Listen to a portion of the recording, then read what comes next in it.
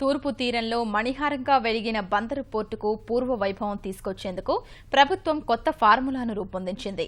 రాజధాని భూముల మాదిరిగానే మచిలీపట్నం పోర్టు కోసం కూడా సమీకరణ పద్ధతిని ఎంచుకుంది.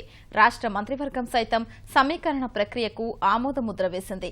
నోటిఫికేషన్ జారీ చేసి 22,000 ఎకరాల భూముల్ని సమీకరించాలని తీర్మానించారు. బందరు నౌకాశ్రయం నిర్మాణం కోసం ప్రభుత్వం మరో ముందడుగు వేసింది.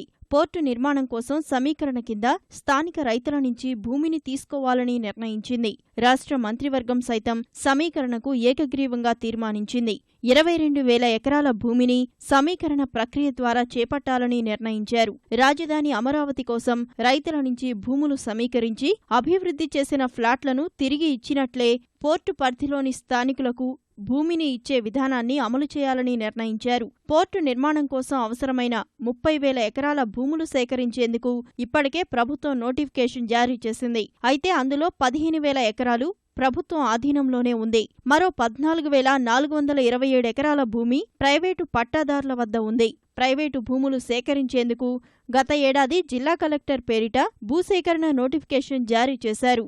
డీప్ వాటర్ పోర్టు నిర్మాణంతో పాటు అనుబంధ పరిశ్రమల నిర్మాణం కోసం భూములు సేకరిస్తున్నట్లుగా కృష్ణా జిల్లా కలెక్టర్ ప్రకటన ఇచ్చారు. మచిలీపట్నం మండలంలోని గోపువానిపాలెం, కరగ్రహారం, పొట్లపాలెం, పోతేపల్లి, తవిసిపూడి, కోన గ్రామాలతో పాటు పెడన మండలం పరిధిలోని కాకర్లమూడి గ్రామాల పరిధిలో ఈ భూములున్నాయి. 7 గ్రామాలకు సంబంధించి వేర్వేరుగా భూసేకరణ ప్రకటనలు జారీ అయ్యాయి. సేకరణ నోటిఫికేషన్ను మార్చి సమీకరణకు నోటిఫికేషన్ జారీ చేయాలని తాజాగా మంత్రివర్గం నిర్ణయించింది.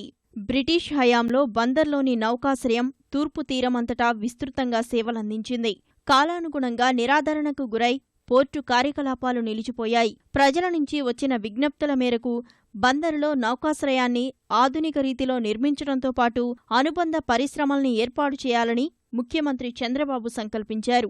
భూ సమీకరణ చేసి 2017 నాటికి పనులు ప్రారంభించాలని సీఎం మంత్రివర్గ సమావేశంలో నిర్ణయించారు.